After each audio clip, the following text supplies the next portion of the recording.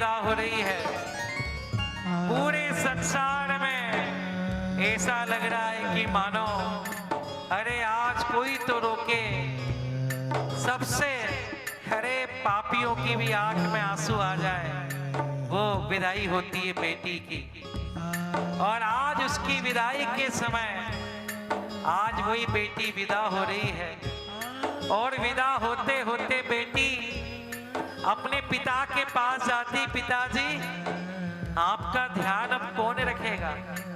मैं तो चली थी ससुराल, कौन रखेगा पिताजी? मेरे अलावा आपका ध्यान कोई नहीं रखता था। आज आपका समय समय पर आपके स्वास्थ्य का ध्यान रखना, आपकी दवाई का, आपकी खिलाई का पिताजी।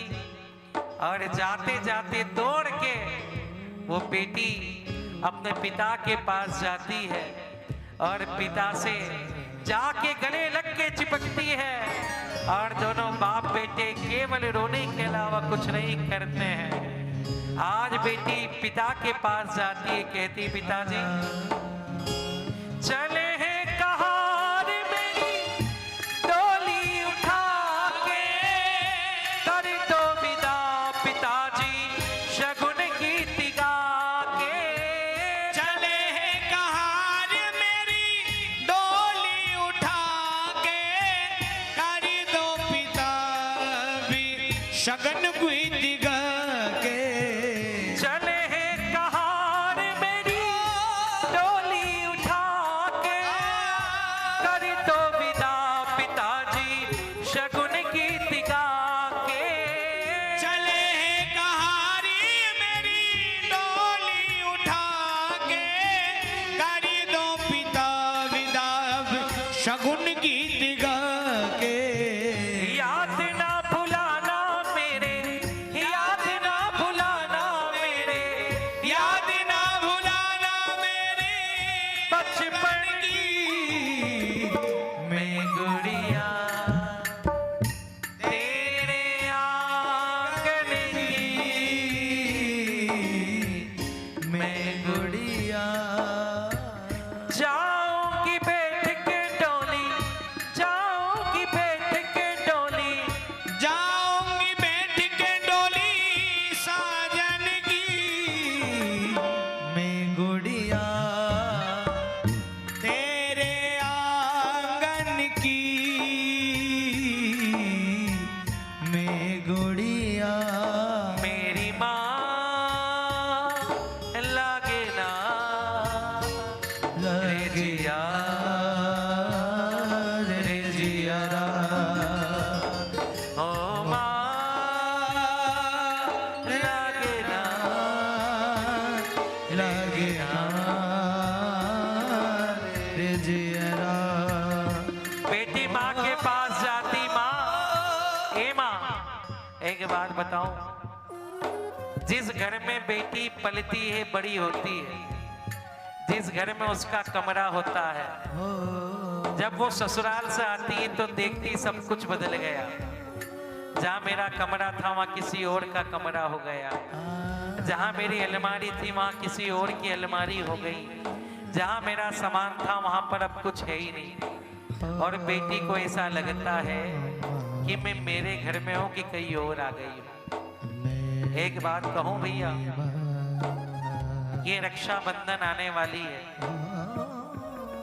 इस कथा से ये व्यासपीठ से शिक्षा देकर जा रहा हूं कि कम से कम साल में एक त्योहार रक्षाबंधन का आता है।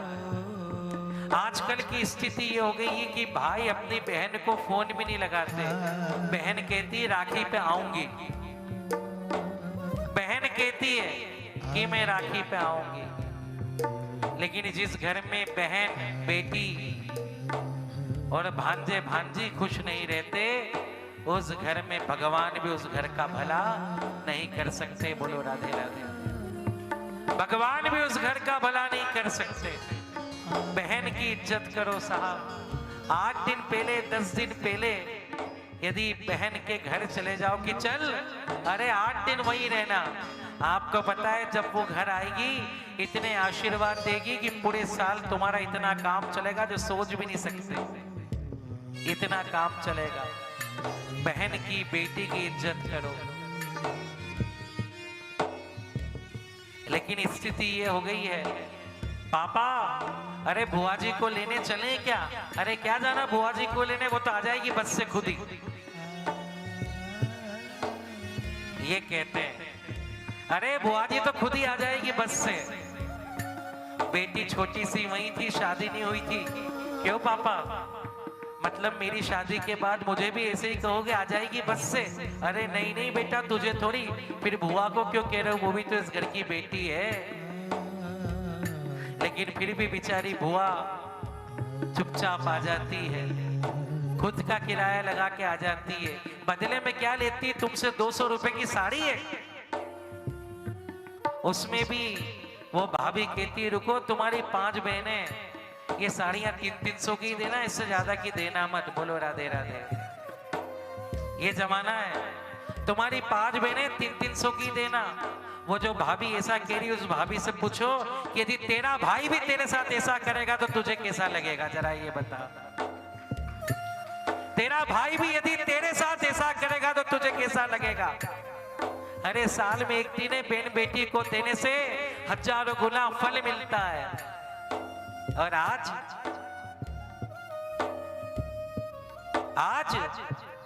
पत्नी पति को कहती है बहुत सारी बहनें इतने इतने से की लाके देती, और सुनो 100 से ज्यादा लिफाफा देना मत। ये मैं जो देखता हूं वो बोलता हूं, मैं देख रहा हूं ये चीजें हो रही है। भैया वो बहन बेटी आपकी साड़ी की ब्लाउज के पीस की मोहताज नहीं है, उसको केवल प्रेम चाहिए। वो तो प्रेम लेने आ रही है, उसको धन दौलत चाहिए होता है ना। तो आजकल सरकार ने कह दिया है कि जो अधिकार बेटे का वही बेटी का भी है। अगर उसने कोई दिन उसकी दिखा दी तो फिर ढूंढते रह जाओगे इधर उधर। अगर बहन ने आके बोलते हैं ना चल हिस्सा दे मेरा भी, उससे अच्छा है कि 1000 की साड़ी दे दो प्रेम से बुला के। बोलो राधे राधे। तो बहन की इज्जत करो, बेटी की इज्जत करो। और एक बार सुनो, यदि आप लोग कहोगे हम गुरुजी हैं, गुरुजी आज आपको हमारे घर पे भोजन करने आना है, मान लो अगर आपने कहा, तो क्या हम एकदम हाँ कर देंगे, मना कर देंगे? देखेंगे, विचार करेंगे, फिर बताएंगे। ऐसा बोलते हैं। अगर एक ब्राह्मण को भोजन करने का बोलोगे तो ब्राह्मण कहेगा बताते विचार करके। क्यों करवाते? ब्राह्मण को भोजन की पुण्य मिलेगा, इसीलिए ना। तो सोचो यदि एक ब्राह्मण को आपने बोला और उसने मना कर दिया कि बताता हूं, तो 100 ब्राह्मण और एक भानेजे। अरे ब्राह्मण ने अगर 2 बार मना कर दिया, अगर आपका भांजा 100 बार भी मना करे तो उसके पास जाओ और उसको विधान से भोजन करवाओ, आपको अपने आप पुण्य मिल जाएगा, अपने आप पुण्य मिलेगा। भांजे भांजी की इज्जत करो साहब, बहन बेटी की इज्जत करो, क्योंकि उनसे ही घर चलता है। उनसे ही पहले के जमाने में शादियों में कुंवासी लाते थे। क्या कहते थे? कुंवासी। 8-8 दिन, 10-10 दिन, 15-15 दिन पहले बहन बेटियों को लाया जाता कि तुम आओगी तो घर पे शादी होगी, तो शगुन होगा। आजकल तो कोई पूछ ही नहीं रहा है। तो भैया ये छोटी सी बातें हैं, इन बातों को समझो। बुआ जी को ये मत कहो कि आ जाना, बुआ जी को 8 दिन पहले लेने जाओ। बुआ जी तेरा भतीजा तेरे को लेने आया, चल तो सही, देखना कैसी कृपा होगी। 1 साल के अंदर देखते रह जाओगे, देखते रह जाओगे। वो बुआ है, आपके पिता की बहन है। अरे बुढ़ापे में कितना आशीर्वाद देगी आपको, सोचो तो सही, कितना आशीर्वाद देगी। हाथ भर भर के आशीर्वाद देगी। अरे मेरा बेटा, मेरा भतीजा मेरे को लेने आ गया है। ये रीत को बदलो साहब, रीत को बदलो। आज रोते रोते विदाई के समय माँ के पास जाती है बेटी और कहती है, माँ ए मेरी माँ तू क्यों रोती है, बेटी पराया धन होती